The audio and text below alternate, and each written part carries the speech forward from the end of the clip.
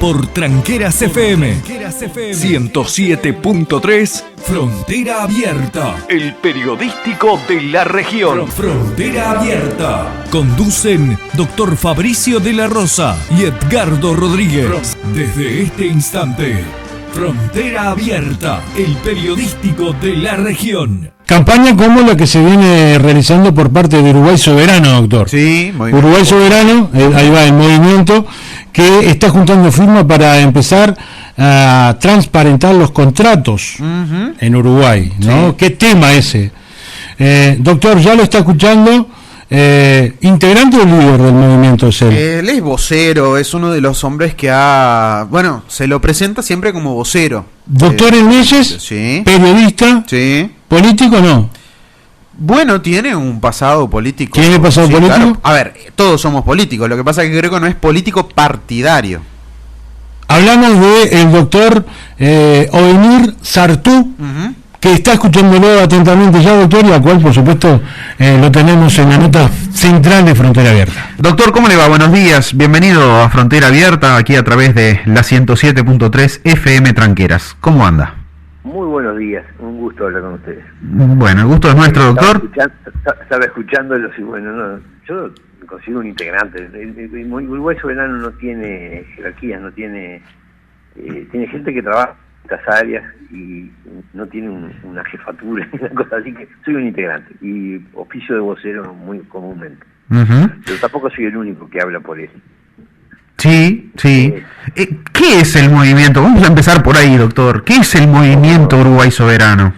Es una pregunta muy, muy inteligente. Es un movimiento ciudadano. Es algo que surge desde gente que no tiene cargos políticos y que no se postula a ningún cargo político. Eso es un tema que para nosotros es medular, ¿no? No somos un partido político, no somos una lista electoral. De hecho, hay gente de todos los sectores, cuando digo de todos los sectores políticos del país, están trabajando, porque la causa que nos une es el problema, básicamente es la soberanía del Uruguay, es decir, el derecho de los uruguayos a decidir sobre nuestro territorio y sus recursos. Ese es el tema que nos está moviendo, porque es claro, esto empezó cuando se firmó el contrato de UPM en 2017, en aquel momento con el gobierno del Frente Amplio, se firmó el contrato de UPM, que significaba la entrega del agua por 50 años, el agua del Río Negro. Ahora sabemos que también se le agregó el agua del acuífero, porque van a producir hidrógeno verde en tambores. Y después surgió el contrato con Catoenatí, que tiene el gobierno actual, que implica entregarle el puerto de Montevideo a la empresa esta belga, Catoenatí, lo cual significa que prácticamente es como darle las llaves del país, ¿no? Porque no solo del país, del Río de la Plata, porque por la situación que hay en el canal Magdalena en la Argentina, todo el tránsito del Río de la Plata pasa por el puerto de Montevideo. Es decir, se le entrega a una empresa extranjera, una multinacional, se le entrega las llaves del país, de entrada y salida, del principal puerto de entrada y salida del país y del acceso al Río de la Plata. Entonces tenemos la vía de ferrocarril construida para UPM, las plantaciones de eucaliptos por todos lados, lo cual implica consumo de agua, al servicio de la industria forestal. El agua subterránea destinada a producir hidrógeno verde, para empresas alemanas, finlandesas, no sé cuánto. Todo eso nos llevó a que, bueno, esto no puede ser más. Porque ¿cómo lo hacen? Se hace a través de contratos secretos. De la noche a la mañana aparece firmado un contrato que entrega recursos fundamentales del país. El agua es un tema clarísimo. Es decir, el agua hoy es un recurso que es más importante que el petróleo. Sencillamente porque, primero, que es vital, ¿no? Sin agua no se vive, y segundo, que además sirve para producir energía. Lo están mirando como un mecanismo de producción de energía a través del hidrógeno verde y del etanol. Y nosotros estamos regalando el agua a 50 o 60 años a través de contratos que se firman sin que nadie los controle, sin que rinda cuenta al Parlamento, sin que intervenga el Tribunal de Cuentas, sin que intervenga nadie, ni el Poder Judicial, ni nadie. El Poder Ejecutivo, el partido que sea, firma un acuerdo con una empresa transnacional por 50 años, por 60 años, y quedamos enganchados a eso. Y nosotros decimos que eso no puede ser y que hay que ponerle límite. No es en vano perdón doctor que lo corté, pero no es en vano que hayamos elegido este día para comunicarnos con usted, porque lo que conocemos del movimiento Uruguay Soberano es de algún intercambio que hemos tenido informalmente con el amigo Jorge Beltrán, que calculo es uno de sus referentes por aquí en el norte. Hablando un día que estuvo por acá en la zona de la plaza con el tema de las firmas, y vemos que es como un movimiento, aquellos que estamos por fuera, que se interesa mucho por lo que es el ambiente, mal llamado medio ambiente, por los recursos naturales, por lo que es ese patrimonio que tiene el Uruguay cuando hablamos de agua, por ejemplo, cuando hablamos de un aire limpio y otras cuestiones que atañen a nuestra cultura, a nuestro país. Hoy es un día, o el día que se estableció internacional de la salud ambiental. Por eso también nos interesaba el contacto particularmente hoy, en este Día Internacional de la Salud Ambiental, porque vemos que este movimiento que usted nos dice que no es un movimiento político, no es un movimiento de partido. Es un movimiento partidario. Partidario. Porque los temas que tratamos son políticos. Toda la razón. De los recursos naturales es política por definición. Ahora, ¿cuál es el objetivo que tienen en principio como movimiento con esta recolección de firmas? Bueno, ahí está el tema. Nosotros no nos definimos, no somos estrictamente un movimiento ambientalista. Nosotros lo que vemos es que la decisión sobre lo que se vaya a hacer con la tierra, con el agua, con las deudas, ¿no? Porque todo esto cuesta plata. Estas empresas nos implican inversiones brutales, estos contratos nos implican entrega de recursos, inversión de dinero, endeudamiento. Eso tiene que ser decidido por los uruguayos. Ese es nuestro tema central. Presumimos que si los uruguayos decidimos no vamos a refundir el país y entregar los recursos gratis. Pero nuestro objetivo es que la decisión sea tomada por el sistema uruguayo, es decir, por nuestra sociedad. Y para eso hay que romper con este régimen, y por eso la recolección de firmas, tenemos que romper con este sistema de contratos que se firman en secreto.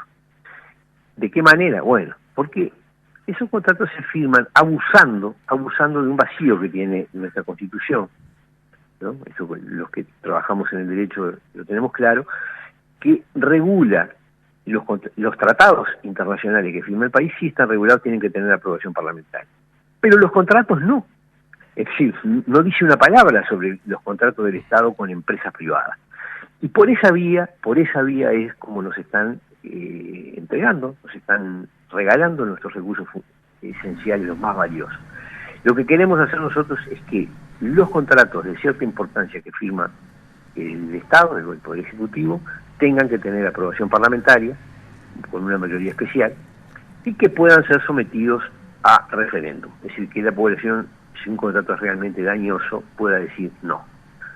Para eso nos proponemos reunir las firmas necesarias, que son unas 300.000 firmas, y lograr que todos los contratos estos, básicamente los contratos que tienen que ser controlados por el Parlamento y por la sociedad uruguaya, son los que le entregan lo que someten al país a jurisdicción extranjera, los que les dan estabilidad jurídica a las empresas y los que establecen que la legislación futura no puede afectar los intereses de una empresa, y los que comprometen deudas del país, obligaciones para el país, más allá del periodo de gobierno en curso. Esta última cosa no es nada novedosa. Todos los gobiernos tienen prohibido disponer gastos más allá de su periodo de ejercicio. Ni por ley de presupuesto pueden disponer gastos. Sin embargo, como la Constitución no dice nada, lo que se está haciendo es, lo que no puedo hacer por una ley de presupuesto ni por un tratado internacional, lo hago a través de un contrato con una empresa privada. Entonces, yo llego a presidente, voy a estar 5 años y firmo un contrato a 60 años. Con lo cual dejo atado a todos los gobiernos a 10 gobiernos que vengan después. Bueno, eso no puede ser. Eso, para tomar una decisión de ese tipo, tiene que haber una mayoría parlamentaria absoluta, y tiene que existir la posibilidad de que la sociedad diga no, esto no va, esto no puede ser. Doctor, ¿cómo le va? Ese es el contenido de la reforma constitucional que se llama Uruguay Soberano. ¿Cómo le va? Le saludo. Edgardo Rodríguez, mi nombre, ¿cómo anda? Mucho gusto, de mayor gusto. El gusto es mío. A ver, hay una frase de Artigas que dice que no hay que venderse al viejo precio la necesidad, y la necesidad en Uruguay, uno de ellos es trabajo. Y cuando hablamos de UPM, hablamos de que mucha gente tuvo su trabajo durante un tiempo y seguramente va a quedar. Esto que usted recién decía en tambores, seguramente son inversiones que de mucho dinero, pero claro, la gente le cuesta un poco. ¿Cómo se le dice a una intendencia, por ejemplo, no sé, ahí en tambores, de que no se puede haber, no puede ser eso ahí, porque el agua, y ahí empieza todo eso, ¿no? Eso por un lado. A ver, para poner en limpio, ustedes no están en contra de que vengan inversiones, sino de que el Estado haga hermetismo de cómo se negocian. Claro, una cosa es un inversor que viene y cumple las leyes y paga impuestos y genera ganancias. Otra cosa son estos negocios, donde lo de la generación de trabajo es una mentira. Yo le propongo a cualquiera que vayan a Fraiventos, o que vayan a Pueblo Centenario y a Paso de los Toros, y vean cuánto trabajo realmente generó y cuánta gente se está viendo perjudicada por este tipo de... Porque ¿qué pasa? La zona en la que están se llena de eucaliptus. Entonces, gente que trabajaba en el campo, que producía en el campo, se quedan sin agua, terminan vendiendo o arrendando las tierras para plantar árboles. Eso disminuye la mano de obra, porque donde se produce comida se trabaja, donde se plantan árboles no se trabaja.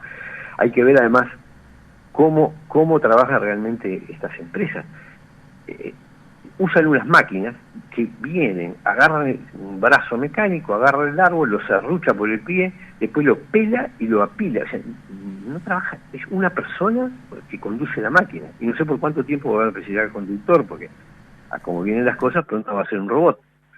Es decir, es mentira que generan el trabajo, es más el trabajo que se pierde, las posibilidades que se pierden, que las que se generan realmente de ocupación. Yo les propongo que vayan y conversen con la gente que vive en las localidades donde están instaladas las pasteras. Yo hace 11 años que estoy por estos lados, por el norte, pero soy isabelino y conozco muchas realidades. Como isabelino que soy, como de Paso de los Toros que soy, hubo mucho tiempo en el cual pedíamos a gritos que viniera una fuerza económica de trabajo, y creo que llegó. Ahora, capaz que no se midieron las consecuencias, que es lo que te está explicando ahora, que es lo que pasa el post, ¿no? Pero de que se reactivó, que hay mucho más, que Paso de los Toros es otra cosa, que eso hay un mito que es la flaca Perica, que dice que cuando se fue de la ciudad produjo una maldición y nunca pudo despegar Paso de los Toros. Paso de los Toros tiene todo para ser un lugar realmente espectacular, playa, es una ciudad de gente muy buena, es más, siempre se habla, ¿no?, que es el Punta del Este del interior, por lo caro que es. Sin embargo, nunca hubo en Paso de los Toros algo como lo que pasó con UPM. Capaz que los coletazos que están quedando por ahí un poco le estoy, pero sin otra cosa que le pueda decir, creo que fue ayer o antes de ayer, se entregaron 32 viviendas, pero le estoy hablando de viviendas espectaculares. Y eso fue todo consecuencia de lo que hizo ese plan UPM. Que el que pedía alquiler ayer a 30.000 pesos hoy tiene que ponerlo a 15 porque viene para atrás, pero que hubo un incremento, hubo. No digo de que sea, ¿no? Pero digo, no es tan malo. Cuando se está construyendo se mueve todo. Después hay que ir a ver lo que queda cuando se termina la obra, ¿no? Cuando quedan solo la planta, es distinto, cambia. Yo reconozco, sí, los 2 o 3 años que lleva la construcción, se mueve todo. Pasó en Fraiventos. Ahora hay que ir a hablar hoy a Fraiventos a ver qué grado de ocupación tiene. Es uno de los lugares con más desocupación del país. Y ahí está funcionando la planta primera del UPM. Ahora, Paso de los Toros, ahora la gente se está empezando a dar cuenta de que todo era villas y castillos prometidas, pero que después cuando se acaba el periodo de construcción, se termina la gran movida, y después resulta que muchos de los empleados de la empresa son extranjeros o son traídos de otro lugar del país. Basta ver que incluso para la construcción de la planta contrataron una empresa argentina.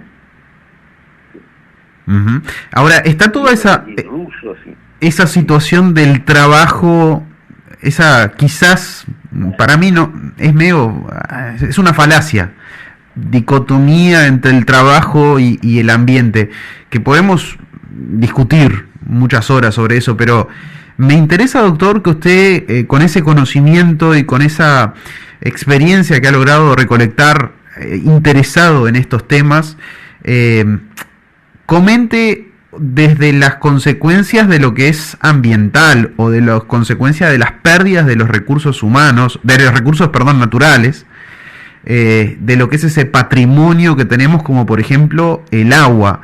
¿Por qué es importante que los uruguayos conozcan sobre este plebiscito que se busca realizar desde el movimiento Uruguay Soberano y que se logren esas 300.000 firmas para que toda esta cuestión que ustedes plantean pueda modificar un artículo de la Constitución que nos va a dar seguramente más soberanía? Exacto. Hay una cosa que los que vivimos al sur lo acabamos de experimentar, que es lo que ocurre cuando no hay agua potable. Acá tuvimos 2 meses de agua salada, y ahora está en curso un proyecto para sacar agua del Río de la Plata para el suministro a Montevideo y a Canelones. Entonces, hablamos de 2 millones, casi 2 millones de personas, ¿no? ¿Qué es lo que pasa? Si nosotros no cuidamos el agua, que es una de las riquezas más, tal vez la riqueza más importante que tenemos, estamos parados arriba de acuíferos y tenemos ríos, lagunas y agua por todos lados, pero si no la cuidamos en este mundo que está desesperado por el agua, andan todas las empresas transnacionales desesperadas por conseguir agua dulce, bueno, nos vamos a quedar, nos va a pasar lo que nos empezó a pasar en este periodo de sequía, ¿no? Que va a escasear el recurso. Y está claro que se está entregando primero el agua del Río Negro a UPM, ahora el acuífero a los que producen hidrógeno verde. Eso genera gasto de agua, consumo que además no la pagan, ¿no? Porque nosotros abrimos la canilla y pagamos el agua corriente que tenemos. Esta gente no la paga, gastan millones y millones y millones de metros cúbicos de agua y no lo van a pagar. Ahora, estamos malgastando, destrozando una riqueza que por un lado nos da algo esencial, que es el agua potable, y por otro lado significa también riqueza económica, porque esa agua bien administrada podría generarnos un bienestar para vivir con holgura los 3,5 millones de personas que hay en el Uruguay. Y nosotros se lo estamos regalando por 50 o 60 años a empresas que lo van a usar para producir pasta de celulosa y para producir un combustible que le van a vender a Alemania. Además los exoneramos de impuestos, o sea que ni siquiera pagan impuestos por hacer esas cosas que hacen. No pagan el agua y no pagan impuestos. Y todavía arriba el país se endeuda para generarles la infraestructura que necesitan. Entonces uno mira esto y dice, esto es una locura. Sencillamente es como si Arabia Saudita hubiese resuelto que el petróleo era gratis y que además no les iba a cobrar impuestos. Vengan, saquen petróleo y no les cobramos impuestos.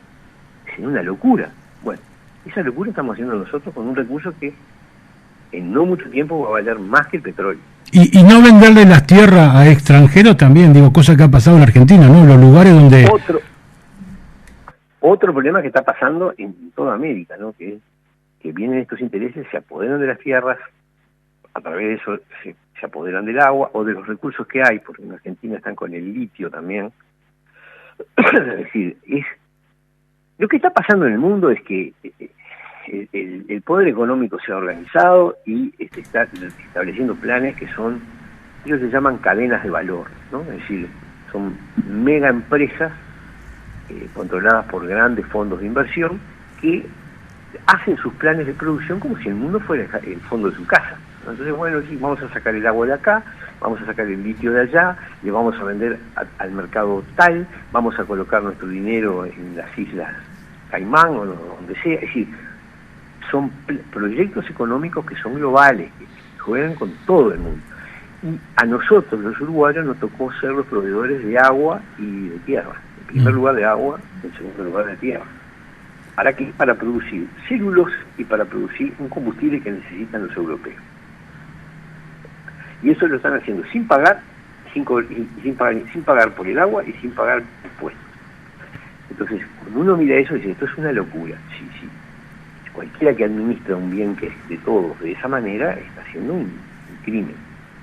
Y esto no es un ataque a un gobierno en particular, porque esto viene de larga data.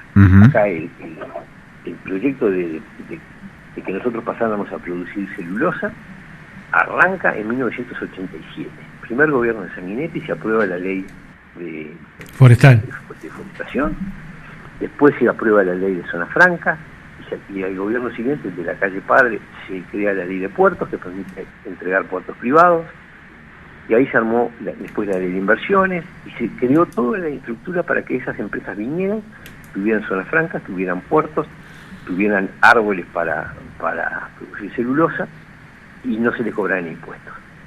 Eso se fue armando desde ese periodo. Después vinieron todos los gobiernos fueron aportando a eso, es decir, desde firmar los tratados de protección de inversiones, dar los permisos para que se instalaran las plantas,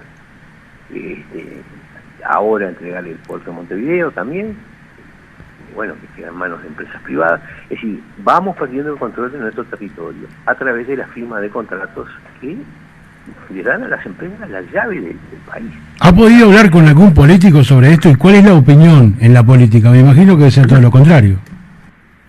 Yo creo que con esto el sistema político tiene una especie de doble discurso, ¿no? Si uno habla en privado, todos saben que esto está pasando. Todos saben que en realidad nuestro sistema de partidos no está decidiendo casi nada. Las cosas vienen ya cocinadas. Pero pongo un ejemplo. Cuando se votó ahora la ley de reforma jubilatoria, había acá una delegación del Fondo Monetario Internacional, que fue el que está promoviendo en todo el mundo estas reformas jubilatorias, porque llegaron a la conclusión de que los viejos consumen mucho y hay que reducir el gasto. Y lo está pasando en Francia, está pasando en toda América, está pasando en Uruguay. Es decir, los proyectos que se desarrollan en el país en realidad vienen hechos por los organismos de crédito internacional. Llámese sistema jubilatorio, llámese reforma educativa, transformación educativa, llámese de deforestación, llámese protección de inversiones. Son todos proyectos que vienen. La forestación en Uruguay fue un proyecto del Banco Mundial. Fue el Banco Mundial el que en los años 60 empezó a estudiar esta región, que no es solo Uruguay, es Uruguay, parte de Brasil, parte de Argentina, Chile, Paraguay, como áreas para producción de celulosa. Y a partir de ahí se votaron las leyes estas de deforestación y empezó a venir dinero del Banco Mundial para promover la plantación de árboles. Después apareció, cuando los árboles estuvieron grandes, aparecieron las pasteras, como detrás de un carro, y yo ahí empecé a ver cómo era la jugada, ¿no? Empecé a darme cuenta de que, bueno, esto no es casualidad. No es casualidad esa ley que nadie entendía, ni la ley de zonas francas, ni la ley de puertos. Todo eso estaba diseñado para que aparecieran las pasteras. Y ahora nos está pasando lo mismo con el hidrógeno verde. Vemos que todos los presidentes latinoamericanos fueron a Europa a tratar con la Unión Europea y les impusieron, los hicieron comprometerse a todos a la producción de hidrógeno verde, porque Europa lo necesita, y además, y esto es un adicional, empieza la persecución contra la producción ganadera.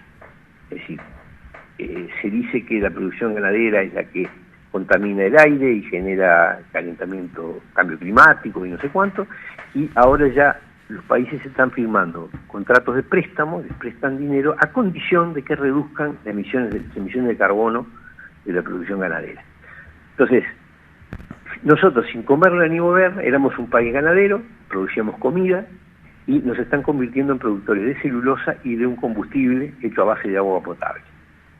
¿Quién tomó esa decisión? No fuimos los uruguayos. No, nadie, nunca nadie nos planteó esa. Miren las plataformas de cualquiera de los partidos políticos, nunca dijeron vamos a producir hidrógeno verde o vamos a ser un país productor de celulosa.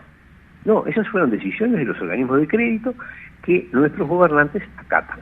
Ese es el problema, y lo acatan regalando nuestro futuro, y el de nuestros chiquilines y el de nuestros nietos, ¿no? Ahora, doctor, se creó en este gobierno un ministerio que es el Ministerio de Ambiente. ¿Cómo evalúa usted el trabajo de este nuevo ministerio que tiene el Uruguay? ¿Está atento a estas cosas? Sí, hay una cosa que hay que tener presente. Hay un discurso ambiental que en realidad no está realmente preocupado por el ambiente. Es un discurso que está destinado a justificar los cambios de las matrices productivas. Es decir, la idea es, si yo quiero hacer que países que producían alimentos pasen a producir celulosa e hidrógeno, el combustible, bueno, tengo que convencerlos de que las producciones tradicionales son perjudiciales para el planeta, para el calentamiento, para el cambio climático, y entonces voy atacando los sectores de producción tradicionales y los voy sustituyendo por los que los intereses económicos quieren que se produzcan. Y acá está claro que a nosotros nos quieren hacer productores de celulosa y de agua potable y de hidrógeno verde. Gratis además. Yo lamentablemente creo que esta onda de creación, no solo en Uruguay, en todos lados le están dando al tema ambiental un relieve, una importancia institucional, pero no es la protección del ambiente, como decíamos, recién te lo decía, uno tiene que mirar la protección del ambiente combinado con el bienestar de los habitantes, porque ¿de qué nos sirve un ambiente muy sano si nos morimos todos de hambre? ¿No? Es una cosa evidente. Bueno, esta mirada que promueven los organismos internacionales y los ministerios de ambiente que se crean, es una mirada que está pensada no en cuanto al bienestar de los habitantes, sino usando el problema ambiental como una excusa para tomar decisiones económicas, que ni protegen el ambiente ni protegen a los habitantes. ¿Qué uruguayo tiene interés? O sea, ¿a quién cree que a nosotros nos sirve que se persiga a los productores de ganado, se los obligue diciendo que contaminan y calientan el planeta? No, nosotros toda la vida tuvimos ganado, toda la vida produjimos y nunca tuvimos problemas de ese tipo. Lo que pasa es que hay intereses que resolvieron que acá se va a producir otra cosa. Y por eso los préstamos vienen condicionados a que se reduzcan la emisión de gases y la producción ganadera. De ahí que se empieza a hablar con aquello de la... Ya vieron el discurso de la ARU y de la rural. Es decir, creo que se están empezando a dar cuenta los productores de que les están pegando en la cabeza porque los organismos internacionales de crédito no les interesa que acá sigamos produciendo ni carne ni ningún alimento. De ahí que se haya hablado también de aquella famosa carne sintética, ¿no? Claro. La idea es que, en definitiva, la verdadera idea es que tanto la carne como las semillas estén controladas por la industria química. Esa es la realidad. Todos sabemos el papel que juega Monsanto, ¿no? Modifica las semillas haciéndolas estériles, digamos, haciendo que no produzcan nuevas semillas para que haya que comprarlas permanentemente. Entonces, claro, el control de lo que se llama la soberanía alimentaria pasa a estar en manos de intereses económicos transnacionales, ¿no? Iguales. Doctor, se nos termina el tiempo por acá, tenemos que irnos ya a la pausa de la hora. Queremos agradecerle estos minutos aquí en Frontera Abierta. ¿Cómo hace la gente para adherirse a esta campaña donde ustedes lo que necesitan es la firma de los uruguayos para poder plebiscitar esto, verdad? Bueno, nosotros estamos ahí en la zona de la Ribera, ahí tenemos referentes que están, el caso de Jorge, y los casos de otras personas que están allí reuniendo firmas, y estamos en todas las redes sociales y en la página web como Movimiento Uruguay Soberano. Por ahí se pueden conectar y bueno, tener acceso a firmar o a informarse mejor sobre lo que estamos proponiendo. Nosotros lo que queremos es que las decisiones sobre a qué vamos a destinar nuestra tierra, nuestra agua, nuestros recursos, las tenemos que tomar nosotros con mucho cuidado, porque hay intereses muy grandes que están tratando de apoderarse de cosas que son muy valiosas y en las que nos va la vida, ¿no? Sin dudas. Gracias, doctor. Un abrazo. Buena jornada para usted. Un placer conversar con ustedes y muchas gracias. Hasta luego.